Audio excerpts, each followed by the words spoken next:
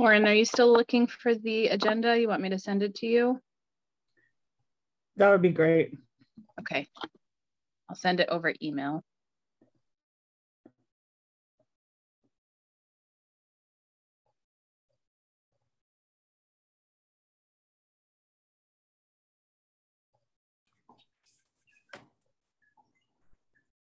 Hello. Hello. I was going to say good morning, but I don't think it's that time. We're either too early or too late. It's Tuesday. That's all I know. There you go.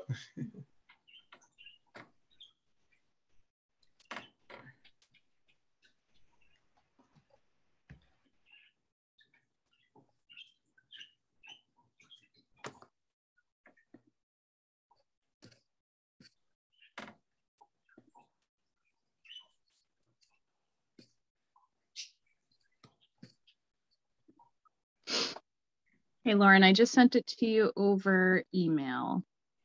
To the Southborough account? Yep. Okay. Yep, there it is. Thank you. You're welcome.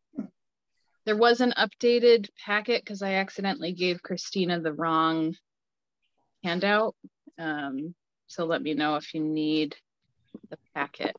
I have the whole packet printed out. I just don't have the agenda. And I printed out the updated one. Okay. Thank you. You're welcome.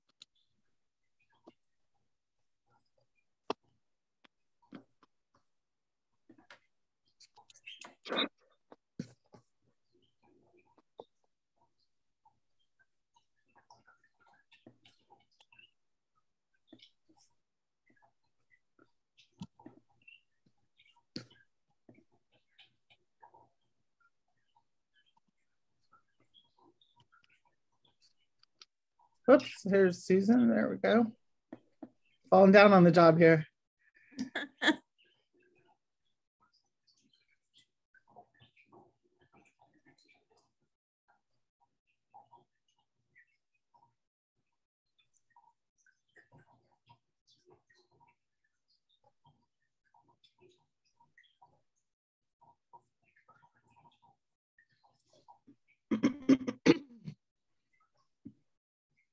So I believe Marguerite and Sue are also coming. So I'll just give them another minute or two.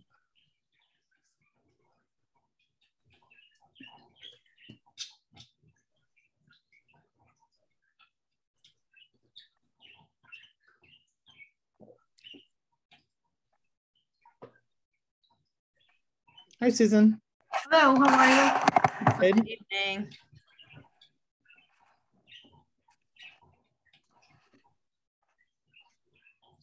How is everybody? As far as I know, Good. good. Today I'm good. I can shut a light off here.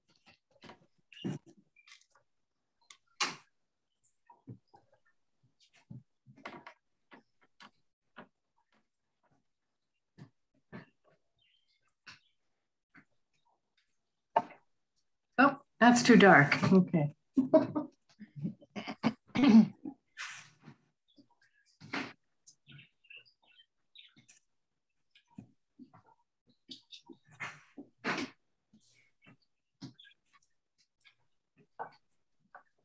That's better. Oh. All right. Why don't we have 4, so we have a quorum. Why don't we go ahead and get started? So I call this meeting of the Southborough Youth Commission to order on March 8th, 2022 at 7:05 p.m. So the first on the agenda is a review of the minutes from the February 8th meeting. Did anyone have any comments or edits? They look good to me. All right. Sue is joining us now.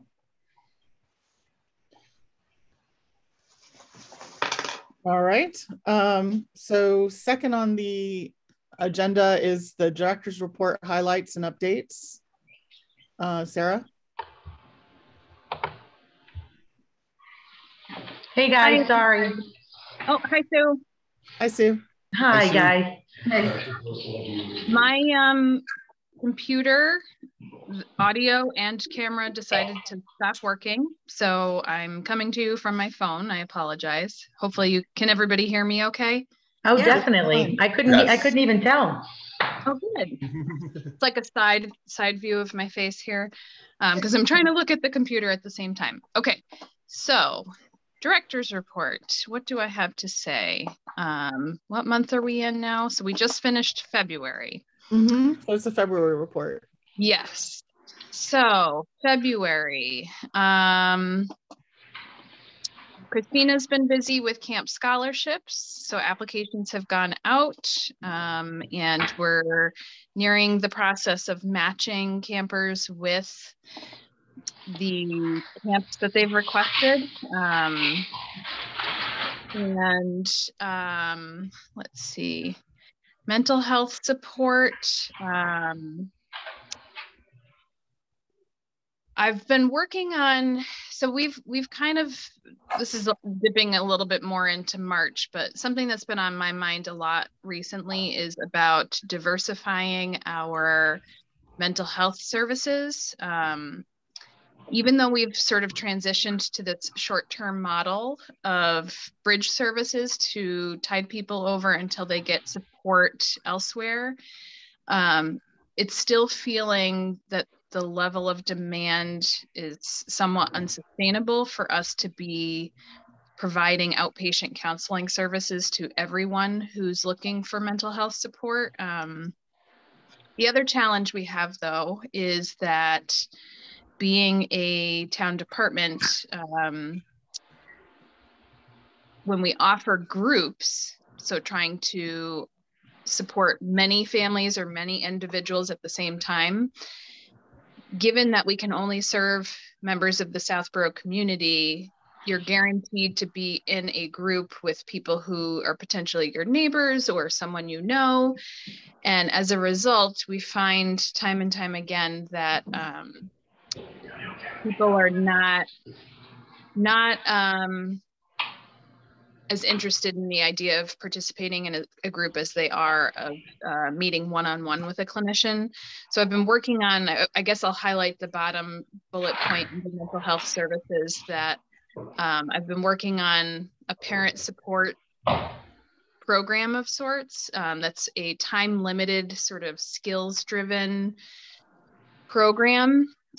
So unlike outpatient services, it's very focused. Not that the outpatient services aren't focused, but we have a little bit more flexibility. So this is very much about, skills trainings around certain areas. So I'm piloting a parent support training right now. That's a 10-week program, and it's been going well. And I'm considering the idea of doing more of that around other areas such as anxiety or depression or interpersonal skills, things like that. So that's kind of what I've been doing recently. I've had I kind of seem to be the resident parent support person in the department. So anytime parents are looking to gain some extra support around working with their kids, I often am the clinician assigned to their case, which I enjoy. Let's see. I'm very excited about Listen with Love, which is a program that Shannon has put together that's informed by the CRAFT model. It's all about how to support your loved one in such a way that you get them to continue talking to you and maybe open up about things that they wouldn't otherwise, things to avoid in communication with your loved ones, how to validate their feelings without necessarily agreeing with what they're saying. So a lot of really sort of basic, really important things that no matter who you are kind of evade all of us. So Shannon's debuting that training for the first time tomorrow night. And we've had a couple of dress rehearsals for that training where she's been given feedback and she's tweaked things. So she's done that a couple of times, sometimes with just us internally and sometimes with people outside the department. So I'm very excited about that. And I really hope that it will take off, because I think the skills that she's teaching in that class are really important. She's still doing QPR trainings, and so she's alternating between QPR and To Listen with Love. For outreach this month, I'll highlight that I was on the Frank and Mary show. I don't know if people know the Frank and Mary show, but it's an online, not unlike Coffee Talk, it's an online show that's produced by Southborough Access Media along with legal elder services. So the audience is senior citizens in town, and it's kind of highlighting different people that they need to know and different services that are available to them. So that was nice that we were able to do that. And hopefully many of you saw, hopefully you've seen us on Facebook, but we did a really awesome campaign called I Unplug Too. And we featured people from all over the community, from schools, from local businesses, from town departments. We tried to get the word out there, and whoever sent us their photos, we tried to highlight those on our Facebook page just to share different ways that people were unplugging. And that was to recognize National Day of Unplugging. So again, I'm kind of dipping into March a little bit, but this past Friday, sundown to sundown, so Friday through Saturday was National Day of Unplugging. And so we featured a lot of Southborough's own with signs about which different ways that they unplug. And there was a lot of warm reception to that, which was great. Yeah. If you have a chance, go back and look at some of the postings, because we had some really great participation. It was awesome. I'm not thinking of anything else. Coming up, we're going to talk about it tonight, but we're already starting our plans for Mental Health Awareness Month, and that includes the Laurie Sugarman Whittier Wellness Award. Excuse me.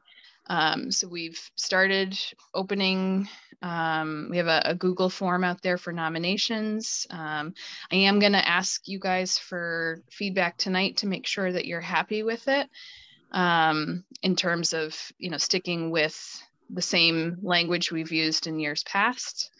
We're also collecting applications for the Ellen Piontek Scholarship. As of today, we started a parent support group at South Union, our building.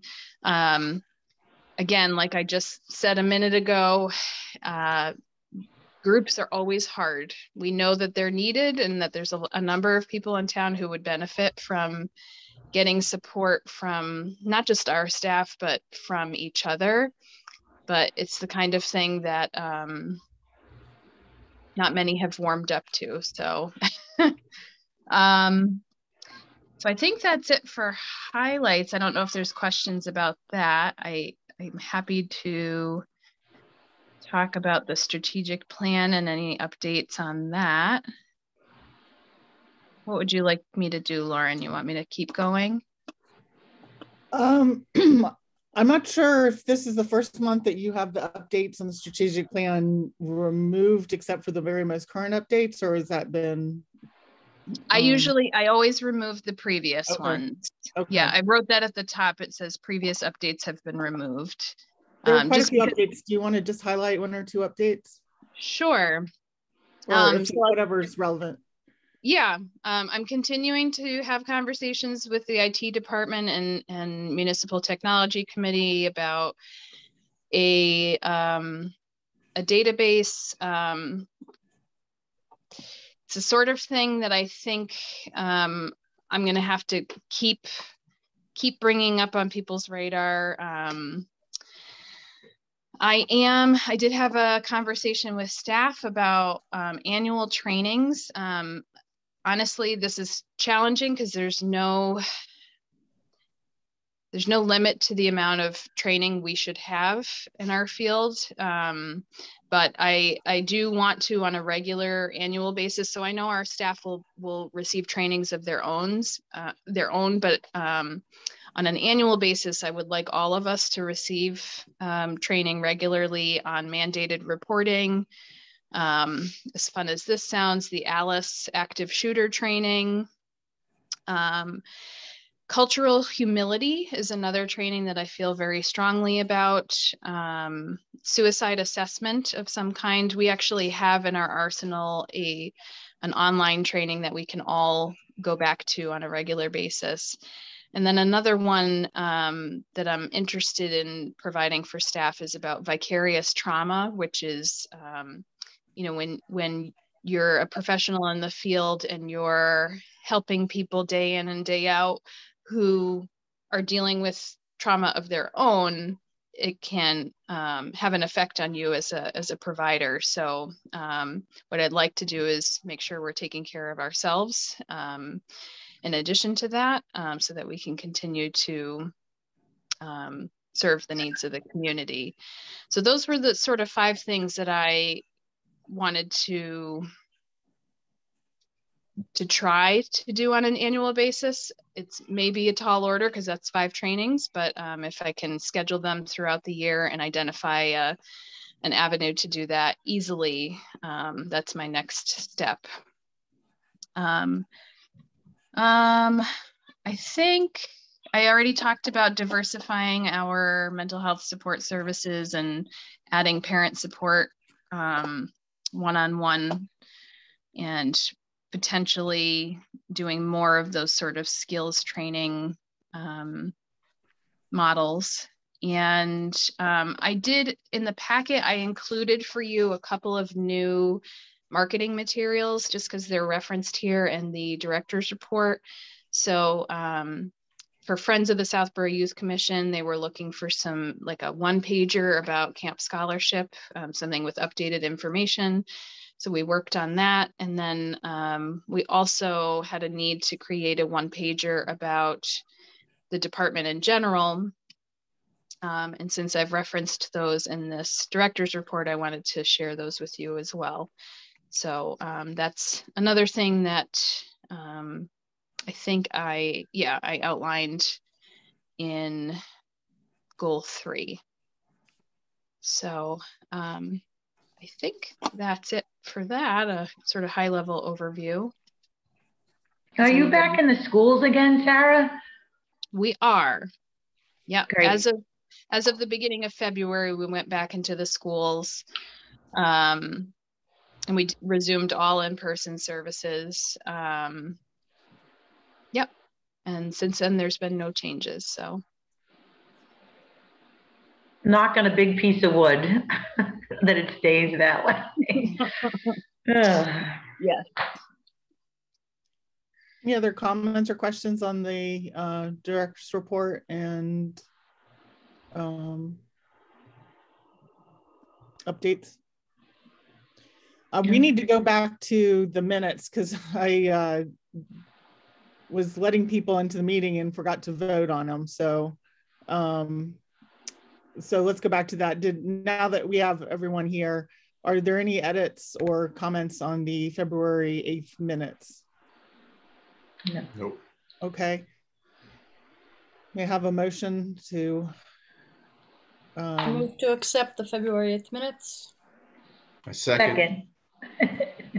Or third. Susan Byer? Aye. Sue Butka?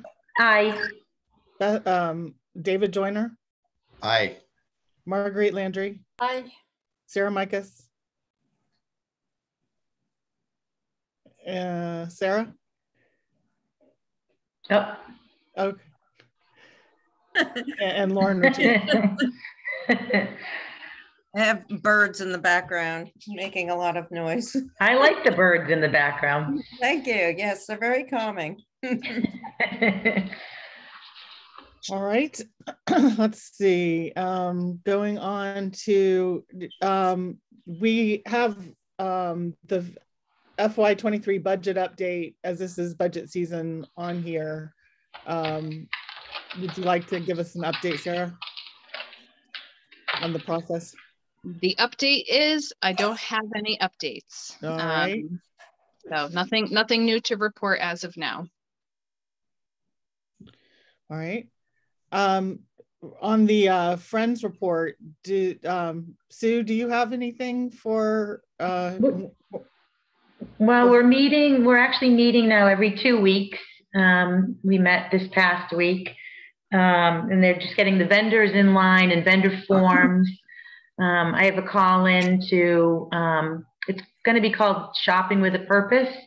And again, it's on the 7th of May, the day before Mother's Day. We're actually have a call into Carolyn Gulbankian to see if she can provide flowers on the porch of the community house that can be sold because we thought the garden club's sale that day has been postponed for 2 weeks. So it's coming together.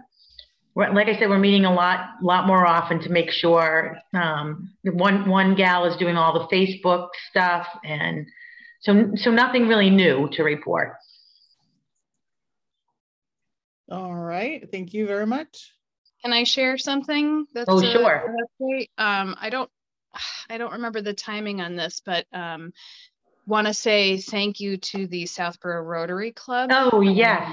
Yeah, who has made a decision that their food truck festival events are all going to be, well, they're their events, but they like to have a sort of community service focus. So they're going to highlight the Camp Scholarship Program and try to fundraise at each of those events to support the program. So they were incredible when I met with them. I'm sorry I didn't bring that up. I ended up getting their meeting started at 7 o'clock in the morning, and I got on at 7:15, and they had just voted to donate to us. So what a great group, and I thank them so much.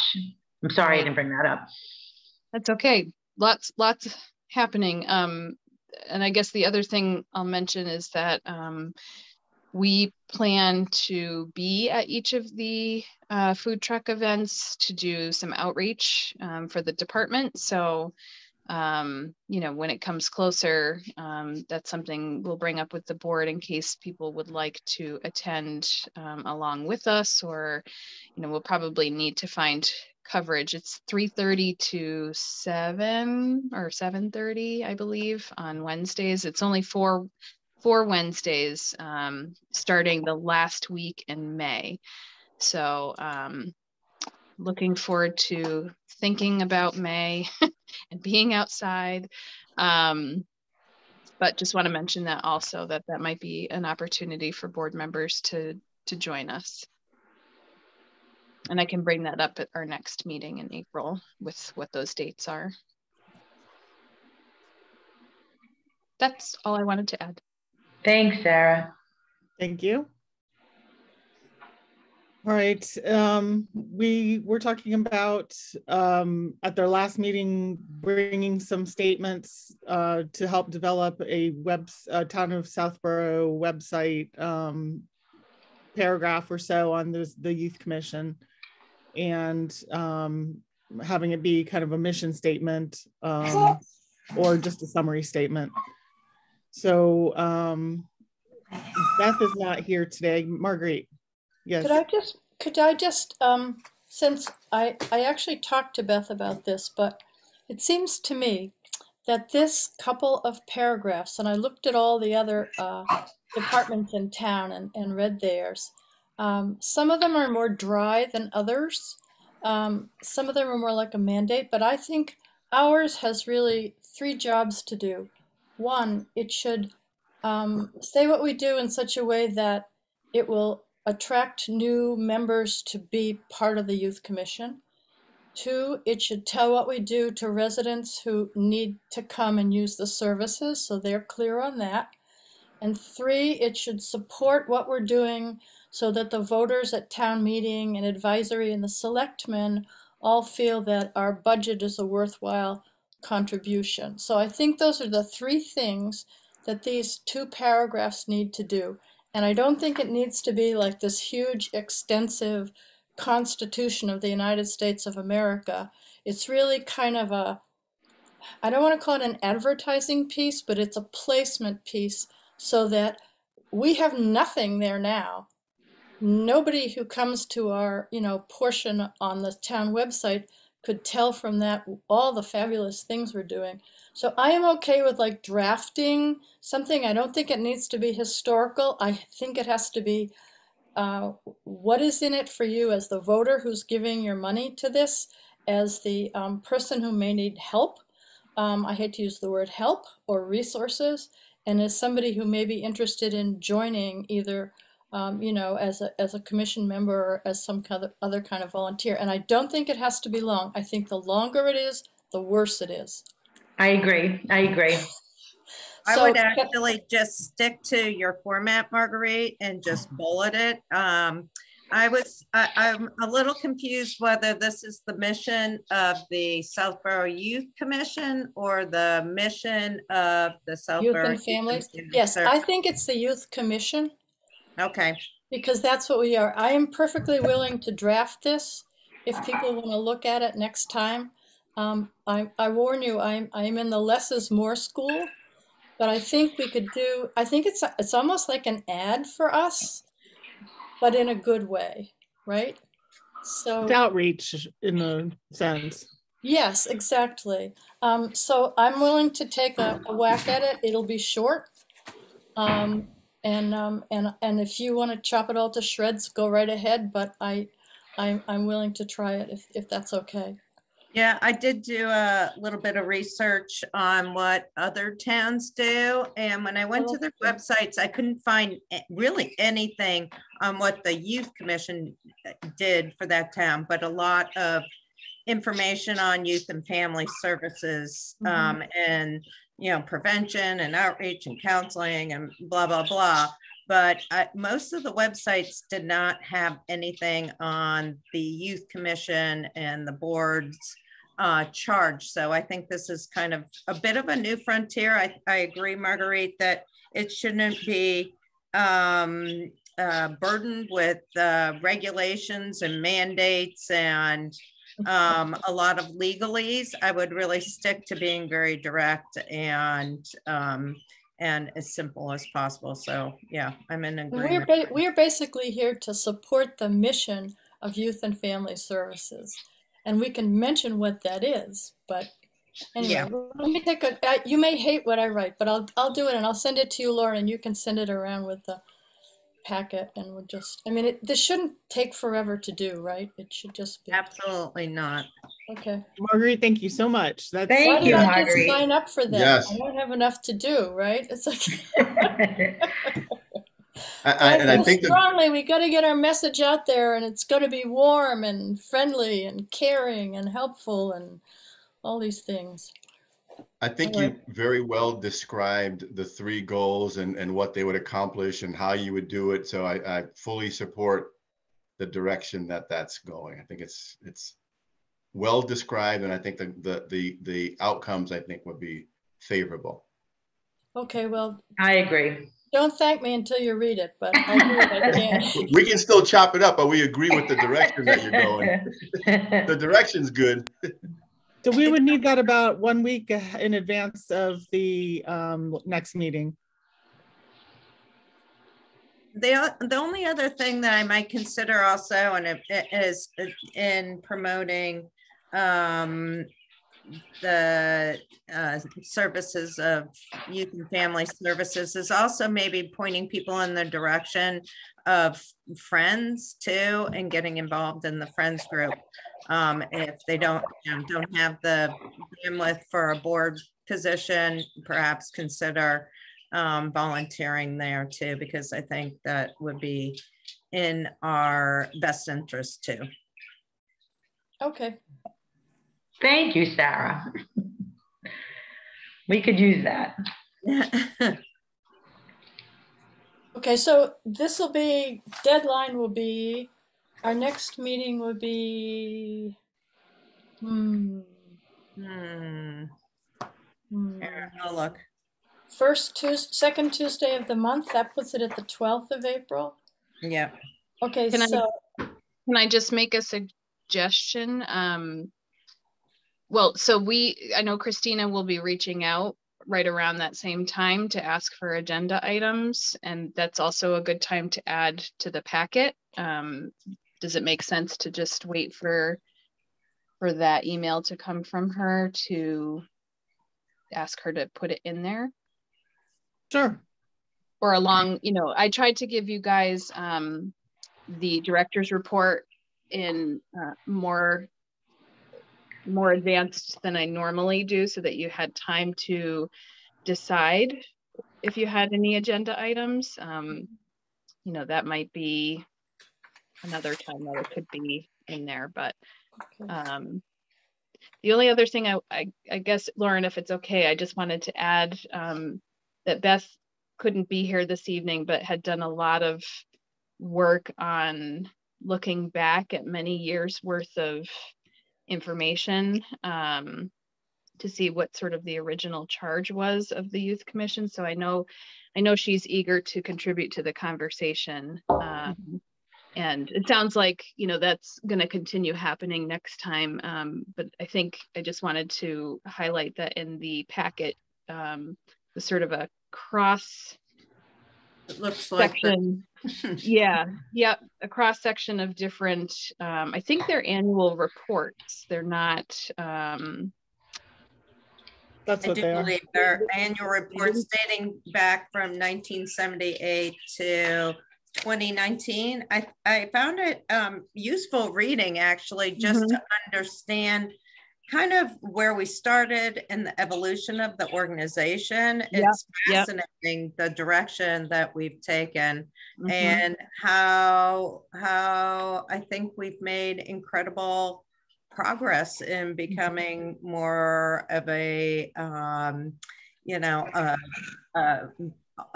outreach, prevention, mental health organization, focused on kind of being a human services organization as opposed to just a youth organization. I mean, it originally was designed to for programs to meet the opportunities, challenges, and problems of youth, and it was really youth focused. And some of the other organizations in the state of Massachusetts really haven't evolved that much beyond that. So I think we should be very proud of where we've gone, especially under your directorship, Sarah. It really has. Oh, thank you. I'm really I agree. Thank you. So if it's okay with everybody, I'll touch base with Beth and talk to her about it a little bit too, because I know she's kind of prime mover. Is that all right? I think, yeah, because we're only two people. We're not more. Right. I think if two people come up with a draft, but not a majority. Yeah. And then we submit the draft for the next packet, and then we discuss in the meeting, it should be okay. Sounds good. Thank you, Marguerite. As I said, wait until you see what you get. It's going to be great. It'll be great. Sure. We're confident. It's definitely better than what we have, right? Yes. Much better. We're moving in the right direction. Wonderful. The next item is to discuss whether we wanted to have a, actually, we were going to discuss the Southborough Youth and Family Services request for ARPA funds next, Sarah. And then that leads into another request. Yeah. So the last time we met, if you recall, I did ask you as the board what your thoughts were on ARPA funds. And I've provided for you in the packet what I formally submitted to the ARPA committee, which I'll be 100% honest was a challenge to identify an amount to ask for, because I didn't know sort of the timeline that we were looking at, or, you know, the longevity of these funds exactly. So I kind of did my best based off of what I knew, but hoping that, you know, at least I could get the concept out to them as to what we were looking for, and that the details could be fine-tuned once I better understood the budget or the timeline that we were working within. So the ARPA request that I submitted was based on our conversation, and what I submitted, as you'll see, is on behalf of the Youth Commission and the Youth and Family Services Department. So I wanted you to have a chance to take a look at that to see if you had any changes, concerns, questions, feedback on what was submitted. And then I know there's a part 2 to this conversation, so. You can take a pause there, and if anyone, I didn't have any, is pretty much exactly what we had talked about at the last meeting. Mm-hmm. So the part 2 of this is that Beth brought up to us that I had misinterpreted the fact that not only could Southborough Youth and Family Services have an ARPA request fund, but our committee, or excuse me, our commission could have one as well. That was totally separate. It could be a standalone request. I've verified that. They've asked the committee, the chairperson for the ARPA group, the committee, gonna get the ARPA committee chairperson asked us if we did have something they'd like as fairly detailed as we could by Thursday at 5 p.m. Wow. So I'd like $1 million. Yeah. So I'll just throw that out there. And I know Beth had brought it up. It's my understanding that she didn't have something very specific in mind to request, but I think it would have to be something that's not a duplicate of what has already been requested. Right. And that brings up to me to actually, it was really good to read all the information that Beth had found historically on the Youth Commission versus the Southborough Youth, and well, not versus, but the kind of the history of this. The Youth Commission was submitting reports for their activities during the year, and then it kind of switched over rather suddenly one decade to the Southborough Youth and Family Services was submitting the report, and that it was more based on Southborough Youth and Family Services of what they were doing in a year. So that brought to my mind of, if we say, and I was reading what Sarah had submitted in this packet, which was the detailed funding, where she had her answers in red to a questionnaire. And, you know, one of the questions was, of course, I don't have that one right in front of me. Oh, here it is. You know, who is responsible? Let's see, what is it?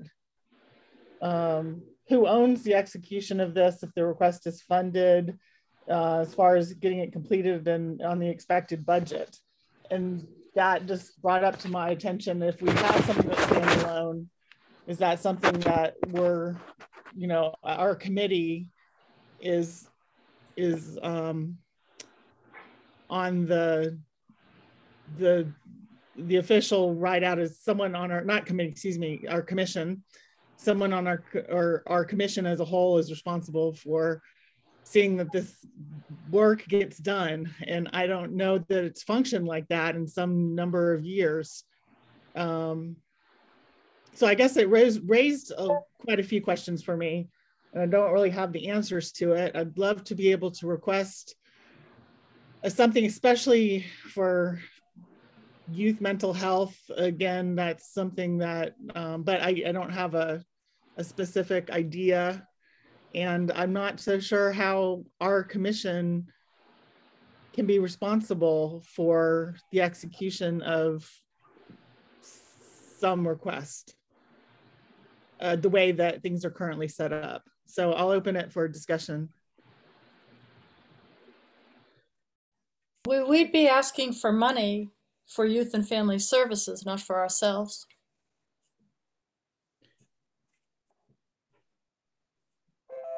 Is that different from youth and family services asking for money? Yes, it is. Okay.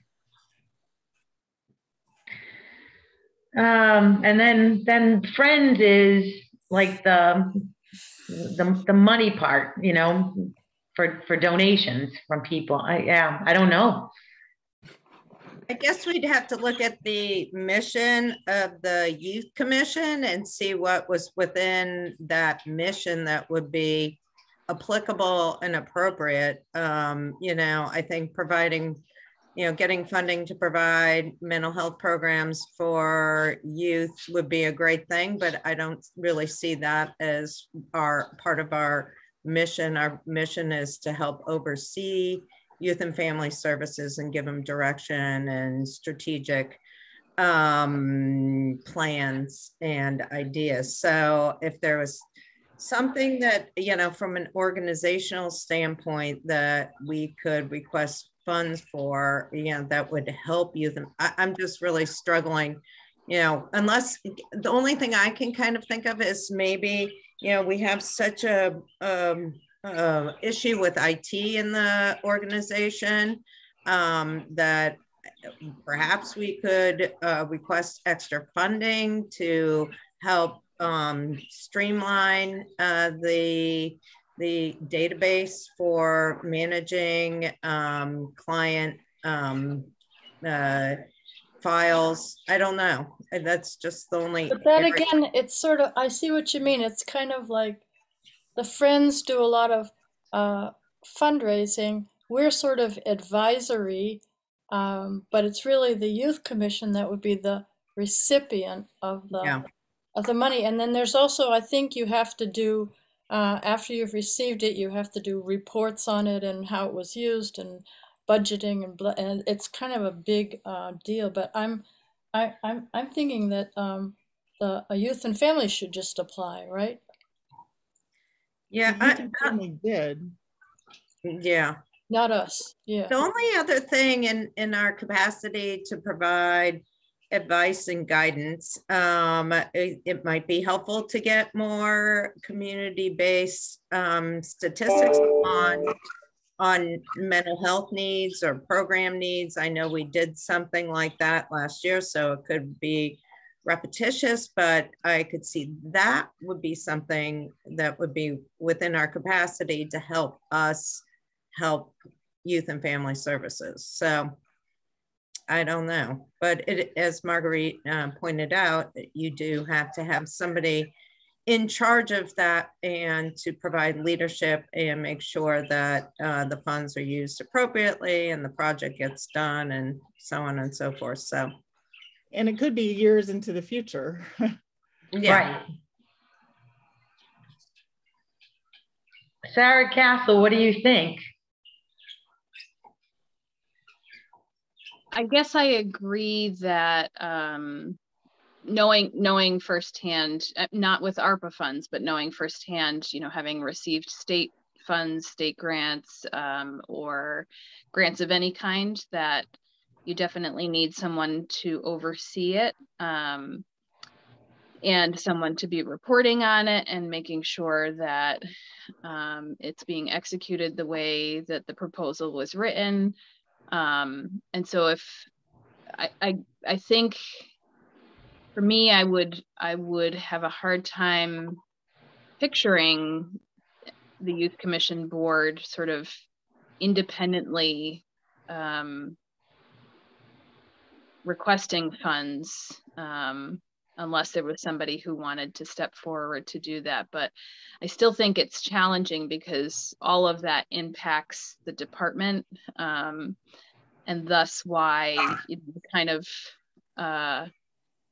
approached the request on behalf of both the Youth Commission and the department. So I guess I'm pretty happy with the way that that the request process has gone so far, with it representing, you came to us for input, and you've involved us in it. I feel like that's an appropriate use of our role as an oversight or supporting organization. I'm not comfortable really with having someone, the process is somewhat vague as to when it would happen and when the money would come through. At least it's vague to me. It may not be vague to the people intimately involved with it, but we could have different members of the commission. There's could be quite a bit of turnover by the time something is actually executed. So I would be, I guess. So Lauren, you think that it should go right to the department, and then the department, Sarah, would come to the commission and say, you know, this is what the request is, and just make us aware of it, and not have somebody on our board make that final decision. Because the board members are all volunteers, and you're right. I mean, some of us have been here a long time. Some of us haven't been, and that could change. The board could look completely different 5 years from now. So, can I add a couple of other thoughts? So, just to provide some context as to why this is on the agenda again, I guess it's two parts. That we learned that the Youth Commission can go independently to ask for funds. But the other thing, I think that the thought was that we would have lengthier conversation about the mission of the Youth Commission board, and thus, after doing so, there may be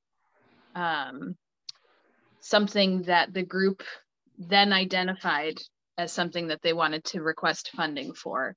And since we're kind of at a stage now where we're still engaging in that conversation, you know, it feels like maybe no new light bulbs have gone off, I guess, as a result. The other thing that I think we understand is that the ARPA committee is asking for requests to be submitted by Thursday in order to end up on a survey that goes out to residents. However, I think I don't know for sure. I think the jury's still out on this, but I think there is an opportunity to still submit requests to the ARPA committee after that, but it just wouldn't be part of the survey. I don't know if that was your understanding, Lauren, but just wanted to state so that if we have more conversation at a later point about what the mission is of the Youth Commission, and it sort of develops further, and then the board feels like, actually, we do know something we'd like to spend these funds on, that, you know, there would still be hopefully some additional opportunity to submit something at a later point. Yeah, that makes sense to me. And I guess I'd like to suggest that we not try to turn in something by Thursday, given our current level of discussions, and but that we keep this on we can discuss at our next meeting if new dates come into play, or the development of the mission statement bring new discussions into how we operate or what kind of support we would provide.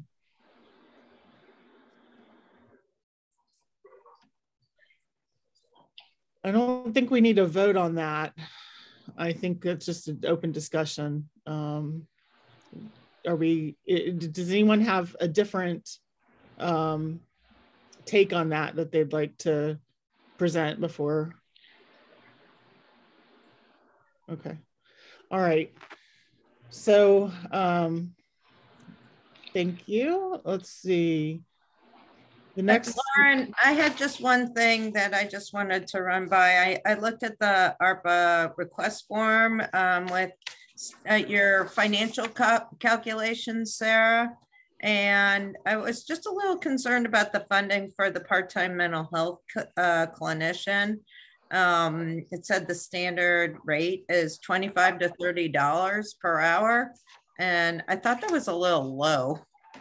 That's what we get paid. Oh my gosh.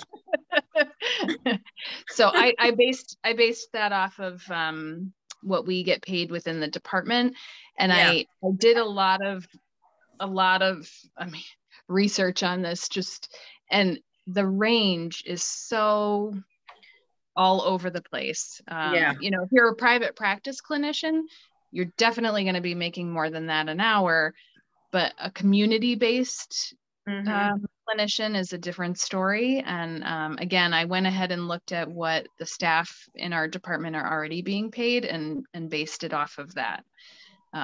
So sometimes per diem contractors do get more per hour than a regular employee, because they're sometimes purchasing their own benefits and they pay a very high rate of taxes and things like that. So just keep that in consideration. I just don't want you to lowball this to the point where you can't find somebody for that amount of money. So yeah, that I think was probably the hardest part of writing this, was trying to make it attractive enough that we would even find somebody, but also reasonable enough that the committee might support it. And, you know, it just, and also know that people babysitting now are making $25 an hour. So, oh dear.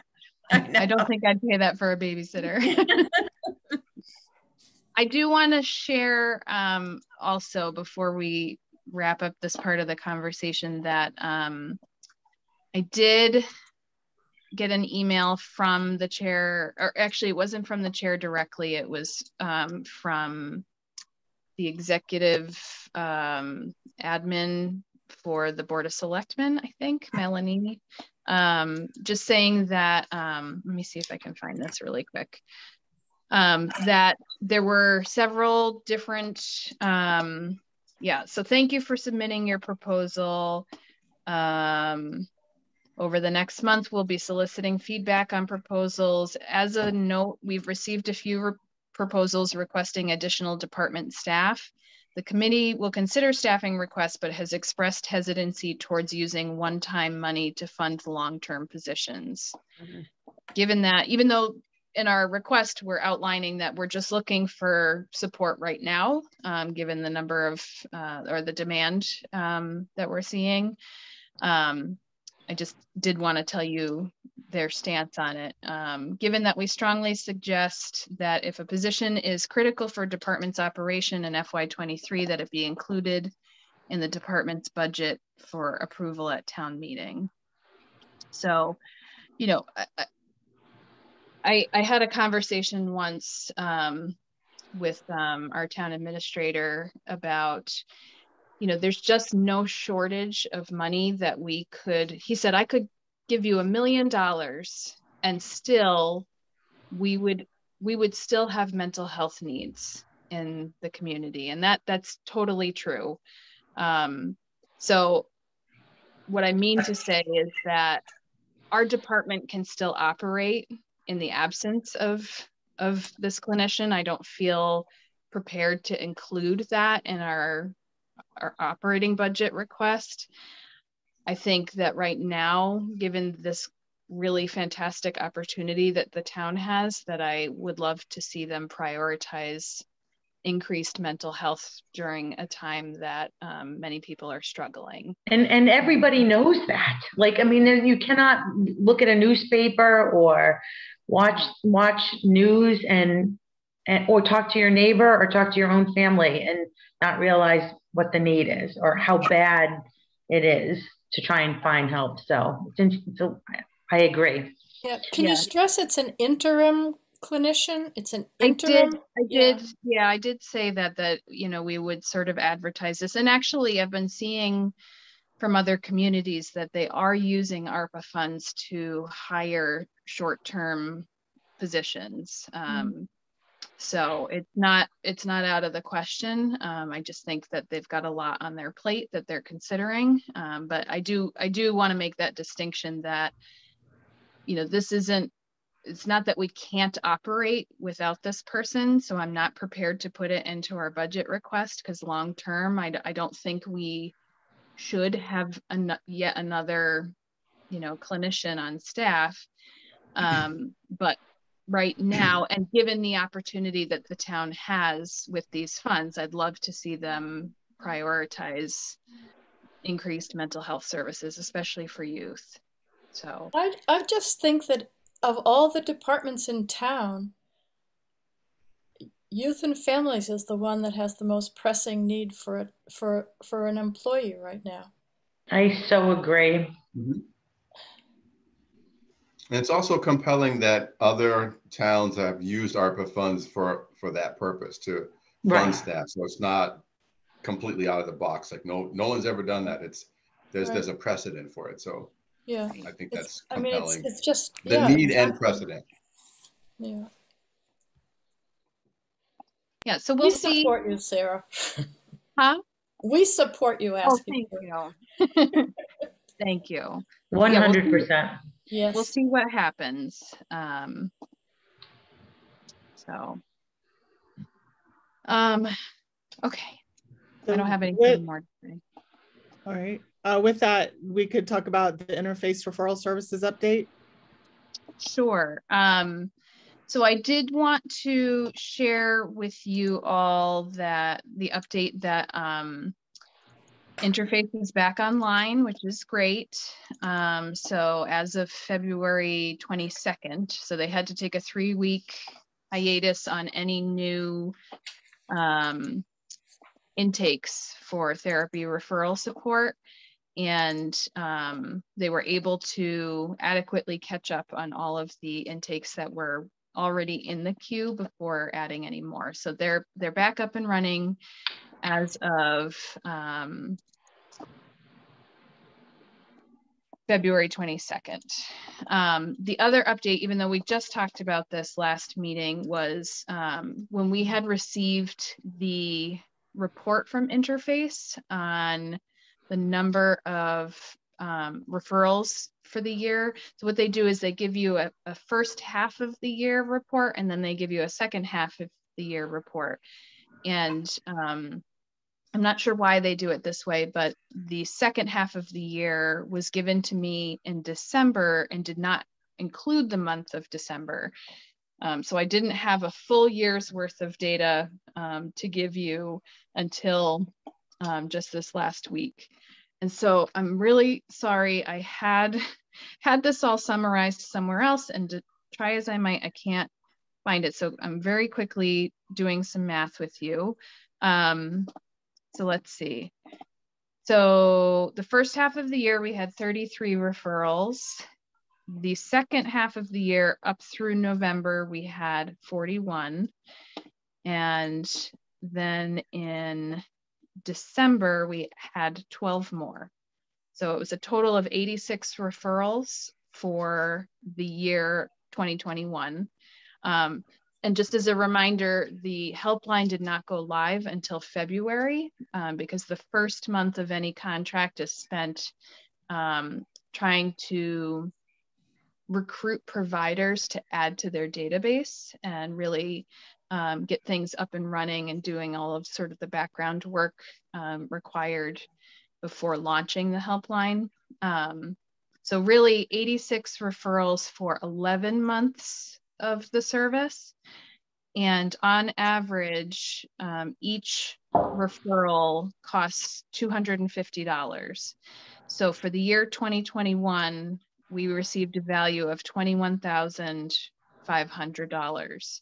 And what we paid for that contract was $16,000.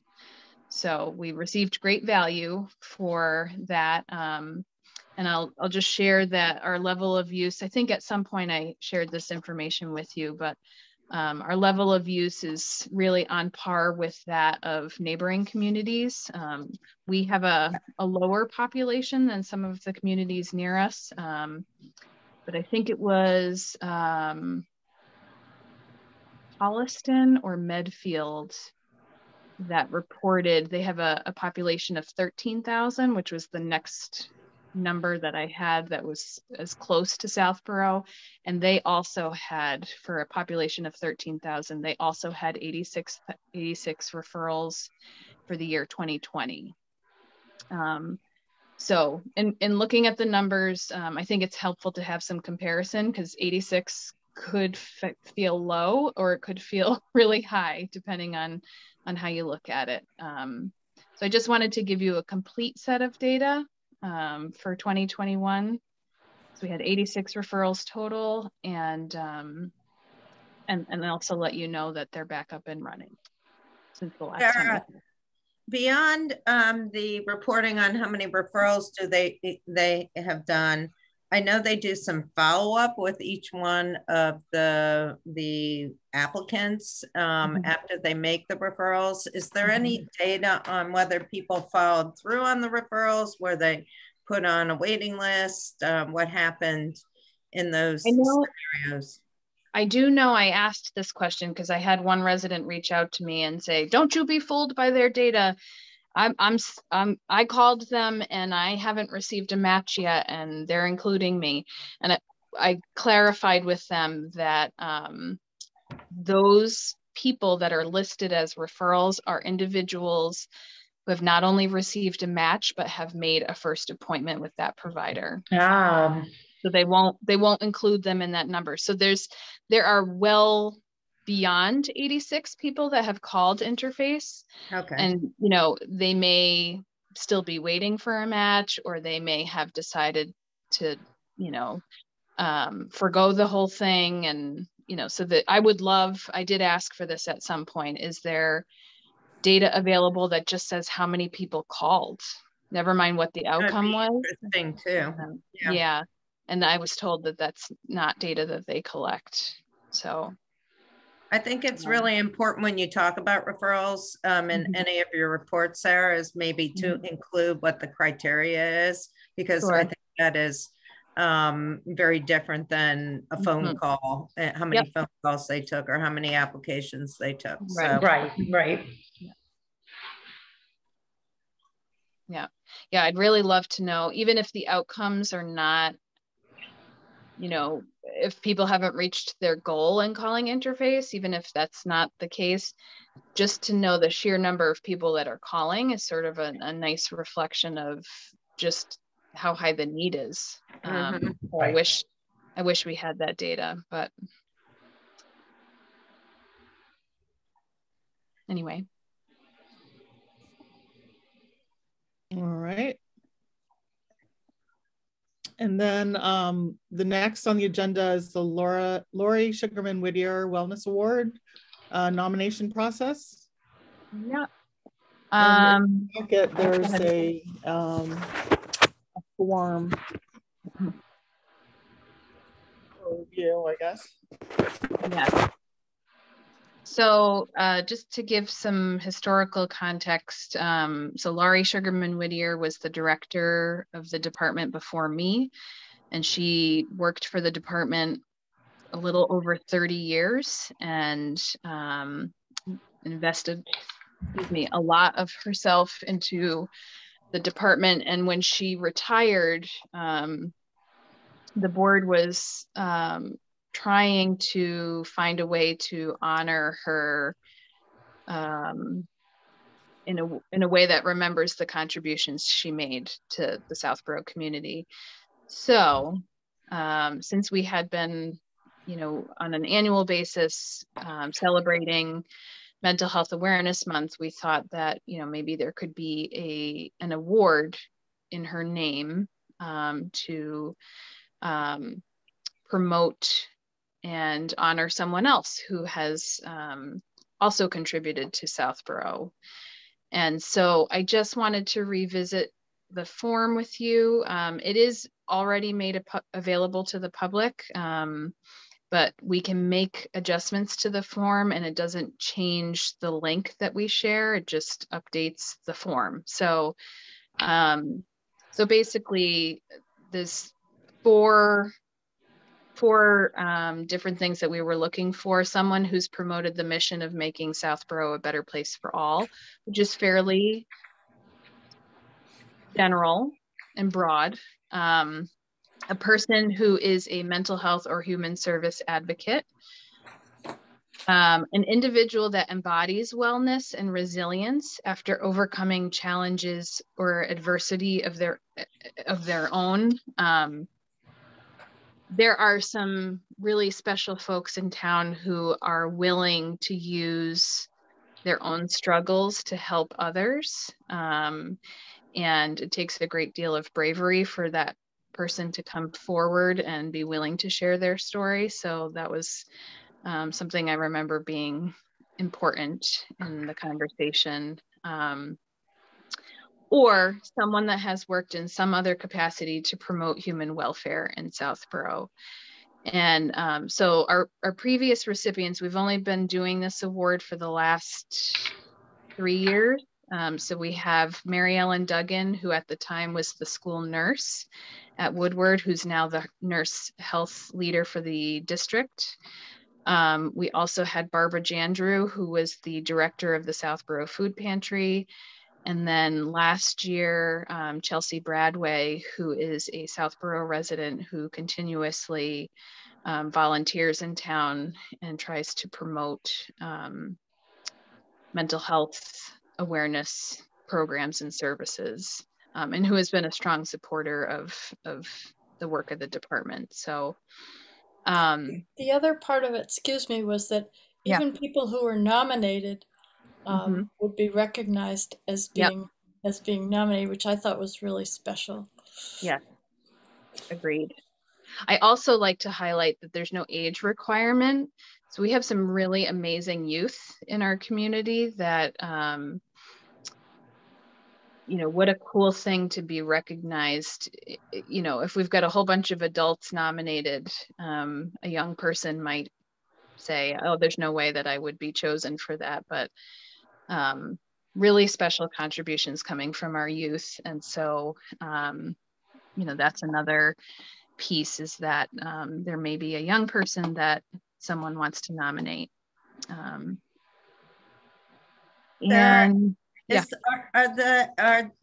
the application form shared with like schools and stuff? Because I'm not really connected to the high school population who might be doing some pretty interesting things and supporting mental health in the community. And I don't know, a guidance counselor or a counselor at the high school or middle school might want to.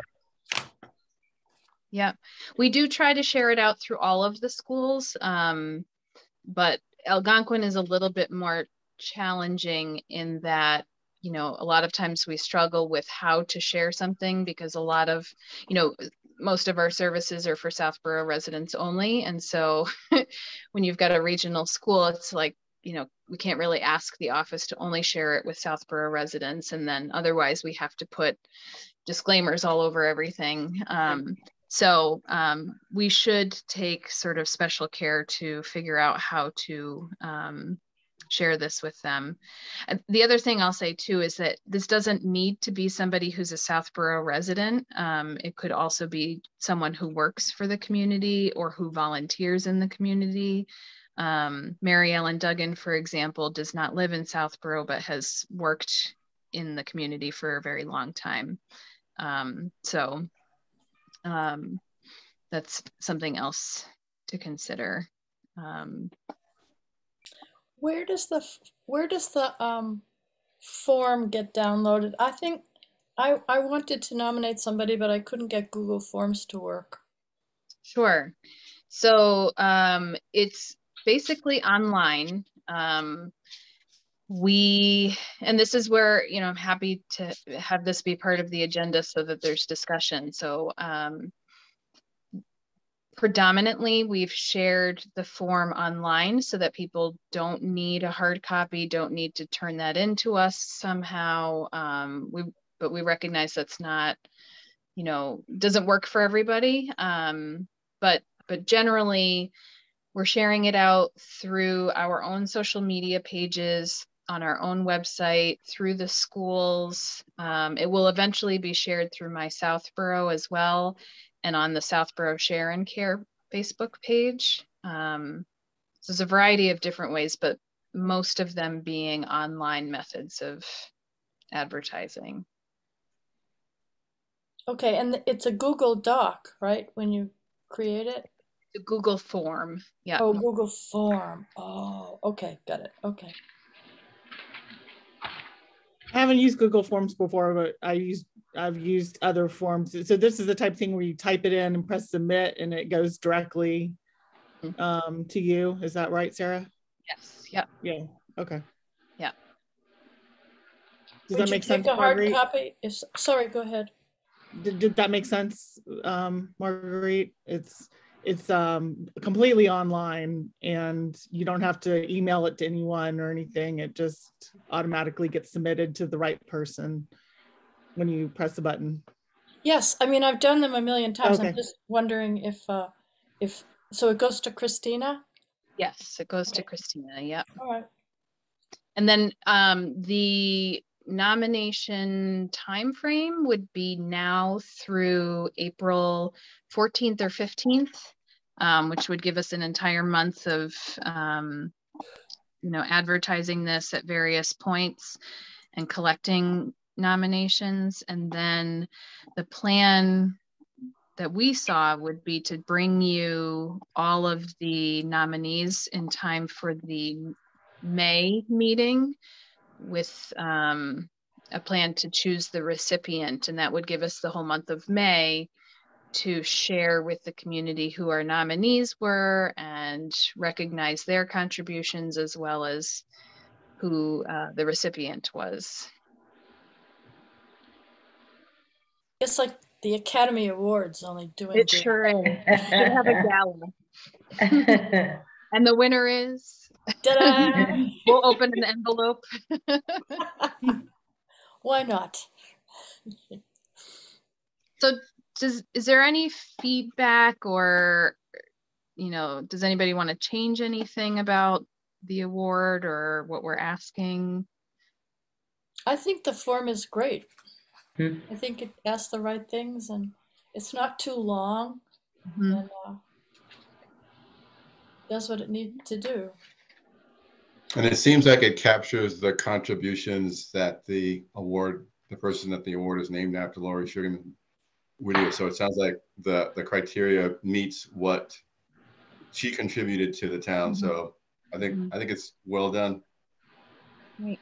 Maybe we can get Laurie to come back this year. She came to the first time we gave the award out in public. She came to that event, which was pretty neat. Only if she brings cheese from her daughter's farm. I'm kidding. No, but yeah, the cheese is delicious. Oh, it's awesome. Yep. All right. Anything else on that award? All right. Last on the agenda is just an update on remote meetings. And I meant to print out the email and didn't. Is it through June or through July? Let me pull that up really quick. Sorry. So the governor has voted to extend the remote option for public bodies now through July 15th. July 15th. So I think originally it was only through April, but it's been extended. So it's kind of just an FYI, although I don't know if there's any more discussion about it, but my recommendation is right now we take no action, but that as we get closer, we'll have to go to all in person if that doesn't get extended. But but as far as moving ahead of that date, I don't think there's a need to talk about it at this meeting, but maybe the April or May meetings, we can see what COVID's looking like. No, I can't wait to meet with you guys in person. All right. Let me just check the agenda. I think that's all on the agenda for today. Thank you very much. So we'll, do we have a motion to adjourn? Okay, I move we adjourn. It's 8:17. I second that. All right, Susan Byer, Aye. Sue Butka, Aye. David Joyner, Aye. Marguerite Landry, Aye. Sarah Micus, Aye. and Lauren Ritchie. Aye. That's it. Good night, guys. Have a Good great night. Stay well, everybody. Great to see everyone. Thank you, Lauren, as Bye-bye. always. Bye. Thank you.